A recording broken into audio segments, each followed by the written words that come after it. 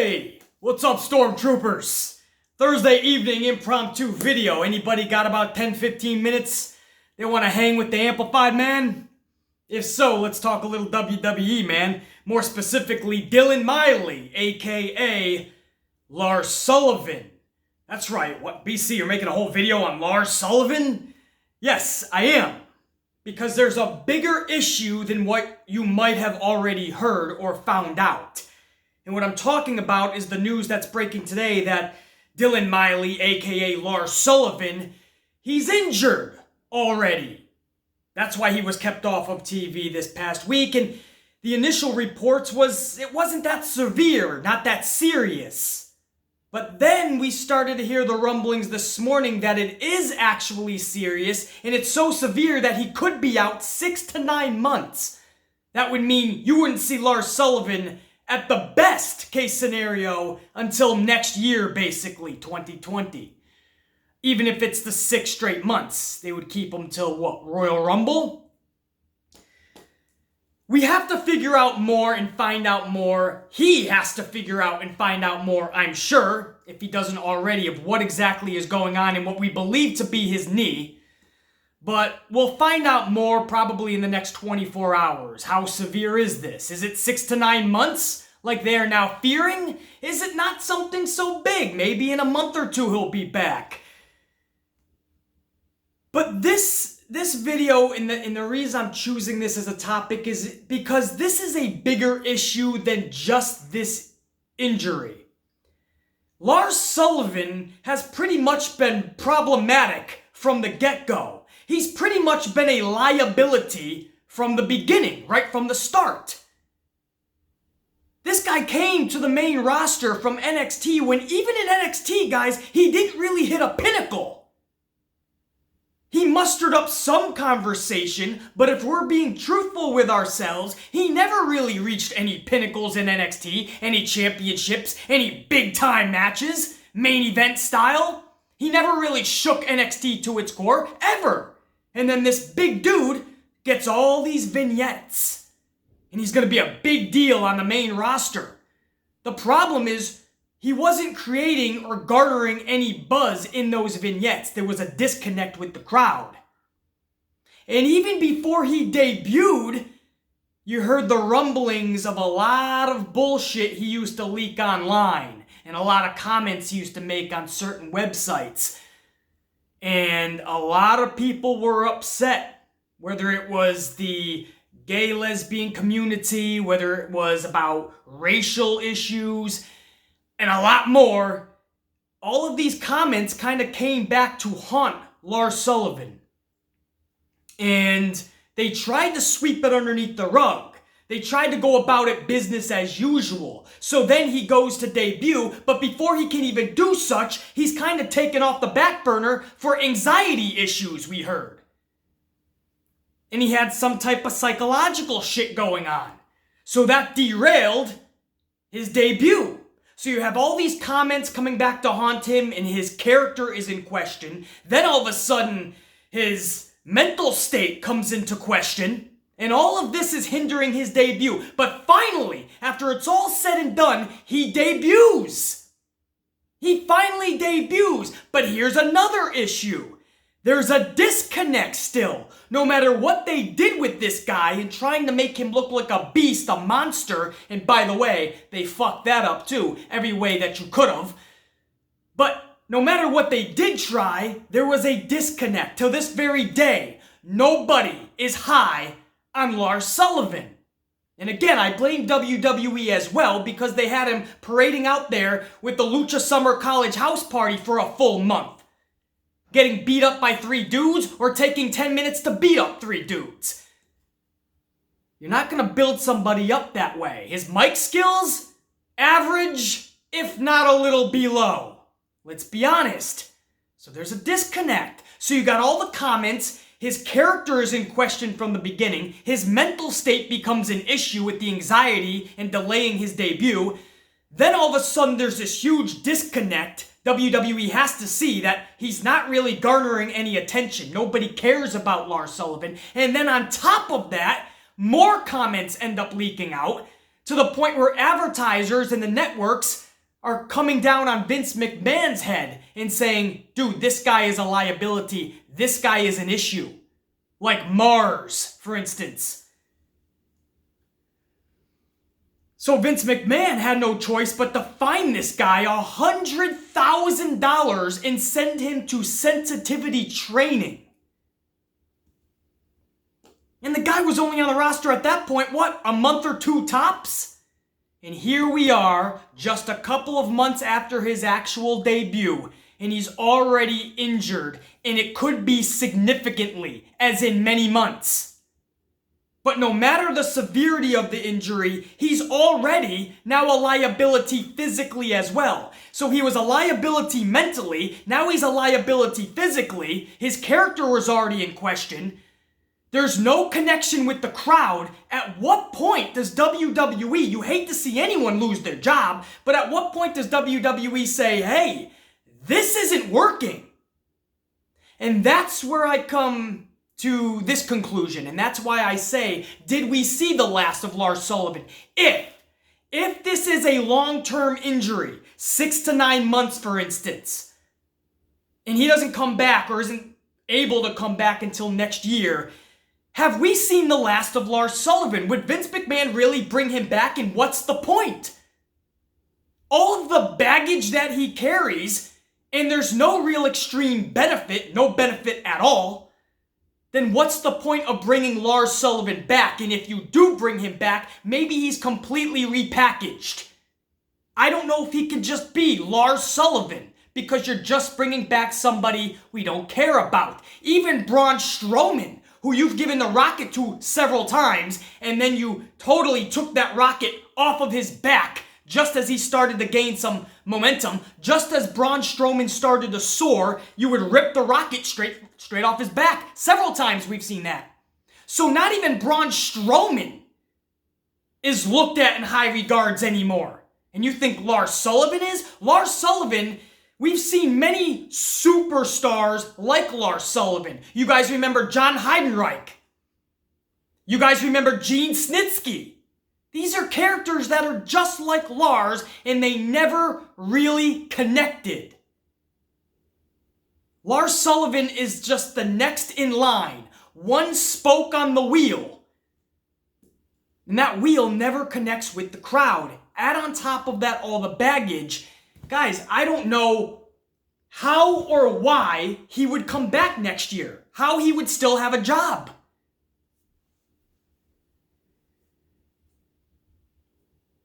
It's just those type of scenarios in the bigger picture. When I speak about how WWE is overcrowded, there is so much, too much talent. Too much talent on the main roster, too much talent in NXT, and they don't know what to do with it all.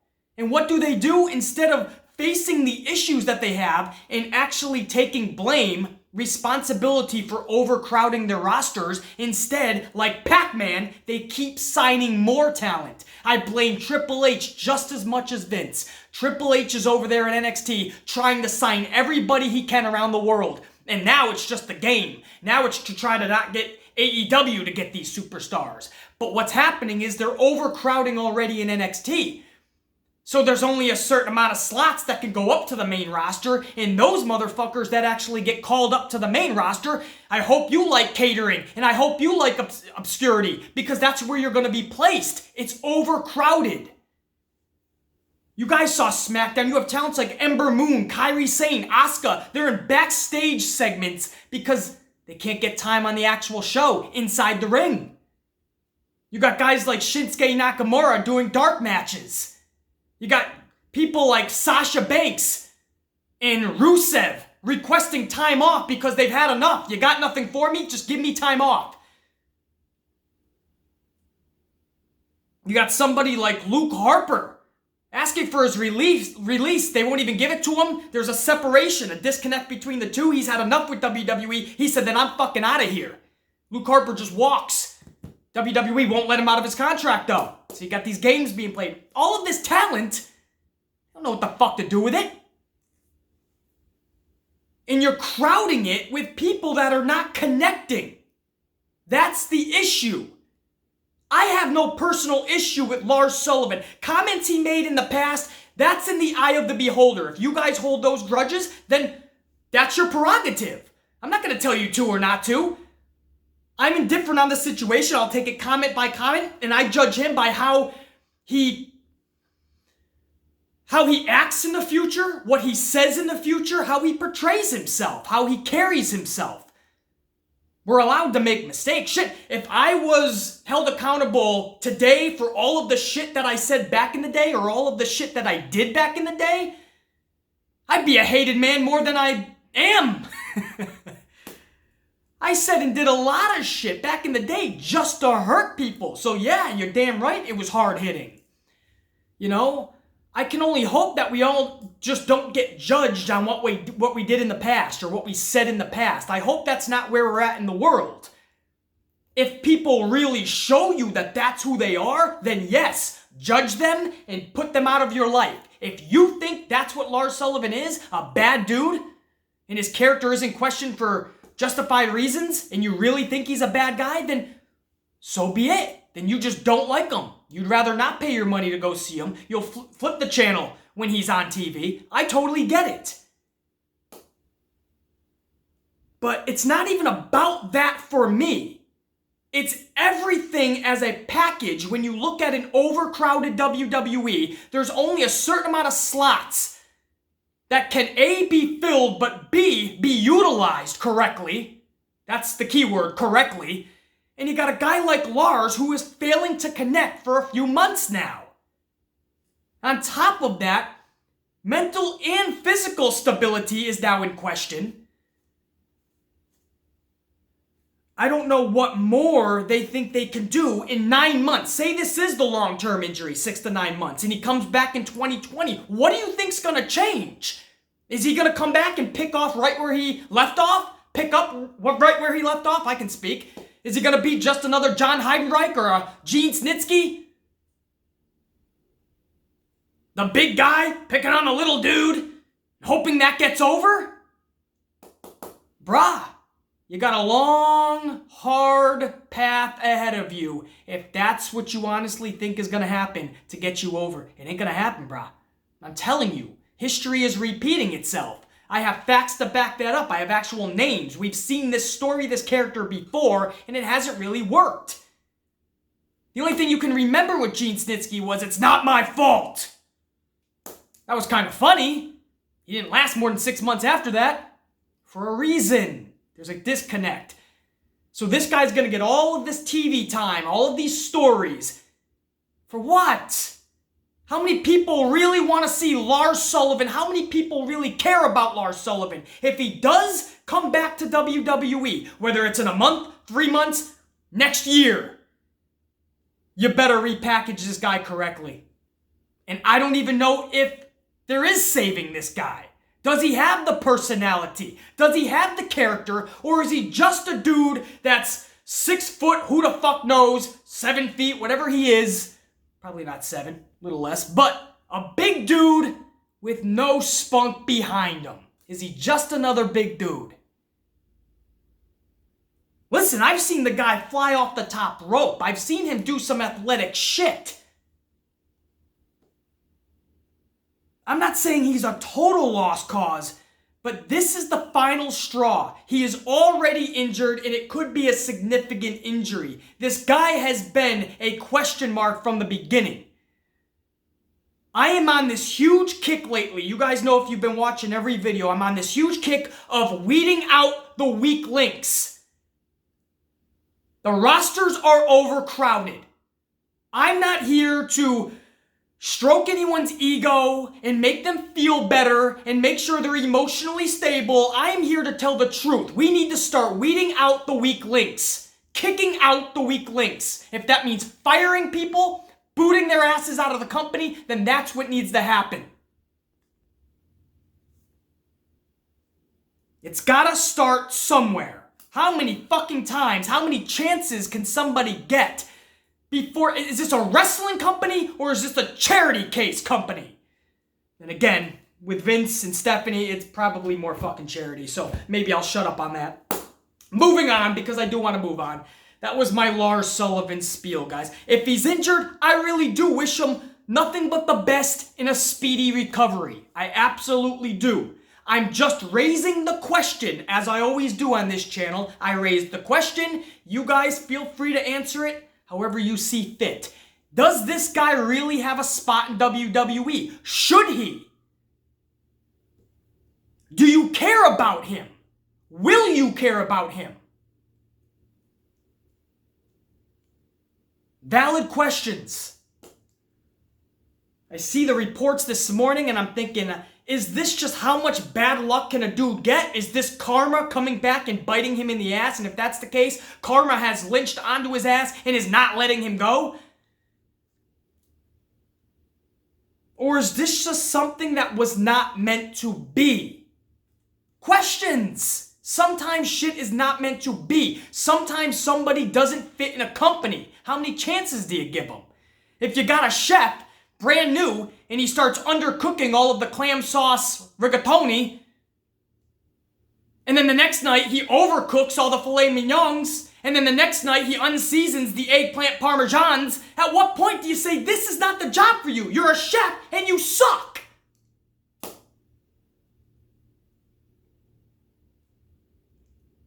Or you're not making good food. You're not connecting with our patrons, our customers. At what point do you cut ties, man? Makes you think. You guys heard me talk about Rusev earlier. Rusev, he's big on Twitter lately, right? He asked for time off, apparently. He hasn't been seen in a while. Or since, I think he was part of the Super Showdown thing. But for the most part, he's not being utilized. He's taking time off, whatever the deal is. He's hot on Twitter. And somebody asked him if he's upset that Shane McMahon's getting basically all this spotlight. And Rusev said, no, not at all. It's normal. It's the boss's son. A lot of people are like, that's a dig to Shane McMahon. I kind of looked at it as like, what do you expect? It's the boss's son. He still loves to get in there. Of course he's going to be in a main position. If you're the boss's son, you're not going to be some background actor. You're going to be a main focal point. That's how I took it, but no matter how he took it, you had another fan kind of chime in and basically say, don't you just love how all these employees just bash their company? Basically, must be nice. Rusev is collecting the paycheck from this company, but he's bashing the company. So Rusev fired back to this guy and said, I'm not an employee. So in other words, I can say what I want because if WWE is going to treat us as independent contractors and not treat us as employees, then guess what? It works two ways. I can say whatever I want about them. I'm not handcuffed anymore, is what Rusev is saying. And we've known Rusev has been that way for a while now. So it's really cool to see Rusev doubling down, tripling down, and not giving a fuck. Because I'm sure to Rusev, what are you going to do? Fire me? And I think that's what you're going to start seeing a lot more of, guys, with AEW in town. What are you going to do? Fire me? I see a lot more people poking the bear, poking Vince McMahon, seeing how far they can get with Vince, and the worst that can happen is they get fired. A couple months later, you show up in AEW. You think a guy like Rusev, I said it from day one, AEW cannot sign all of WWE's outcasts. All of WWE's, exes. They cannot sign everybody. But if you think they're not going to jump on a guy like Rusev, please, you got another thing coming. And Rusev knows his value, and he's not being reached to that value right now in WWE. So I love how Rusev keeps kind of poking the bear over there on the Twitter machine. And you're going to see a lot more of that if he doesn't start getting either his just due, or they let him out of his contract.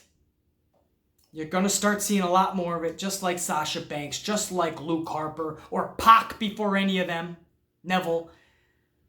Dean Ambrose said, hey, my contract is ending soon. I'm going to fucking just ride this thing out, and then I'm fucking bolting. You're starting to see more and more and more. And meanwhile, they're flooding the roster with Mike Kanellis and Maria Kanellis. That's the big highlight storyline in the last 48 hours. Mike and Maria Kanellis sign a 5-year deal. Headlines all over the place. Like I give a fuck about a Mike Kanellis or Maria from 15 years ago. The fuck does that do? What are they, 205 Live now? That's your highlight? Vince McMahon's big answer to the competition, his answer to AEW is Mike Kanellis. 5-year deal. Let's fill up the roster more with people that people don't give a fuck about. Fuck. Doesn't make fucking sense. Start kicking people out of the company and start getting a badass roster. Focus on them. Give them the time of day, the attention and detail, the storylines, characters, and feuds, and try to really compete before AEW comes along in October and tries to knock you on your ass. Or you can just have a roster of 300 people and use people sporadically, make sure everybody's miserable, not know what to do with motherfuckers, not give everybody the time of day or attention to them, and make them fucking horribly miserable 24/7. Seems to be what they do anyway. I'm the Amplified Man. Thanks for joining me for this impromptu vid. I'll see you guys for the podcast later this weekend. For now, check you later.